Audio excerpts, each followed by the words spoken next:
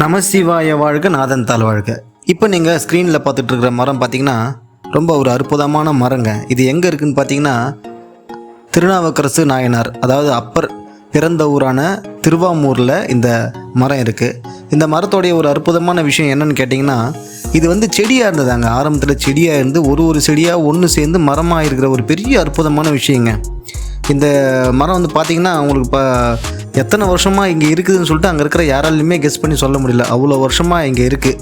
இது பார்த்திங்கன்னா ரொம்ப அற்புதமான மரம். இந்த செடியை பறித்து இந்த இலையை பறித்து நம்ம சாப்பிட்டோம்னா இந்த சுகர் அந்த மாதிரி விஷயங்களுக்கெல்லாம் சரியாகும்னு சொல்லிட்டு சொன்னாங்க. நானும் ஒரு 4 தழை பறித்து சாப்பிட்டேன். ஒரு மாதிரி துவக்கிற மாதிரி இனிக்கிற மாதிரி இருந்தது. ஸோ உங்களுக்கு வாய்ப்பு கிடைச்சுன்னா இந்த இடத்துக்கு கண்டிப்பாக போங்க. முக்கியமாக அந்த மரத்தை போய் பாருங்கள். இது உண்மையாகவே கடவுளால் ஆசீர்வதிக்கப்பட்ட ஒரு மரம். அதில் எந்த மாற்று கருத்தும் கிடையாது. நமசிவாய வாழ்க நாதன் தாள் வாழ்க.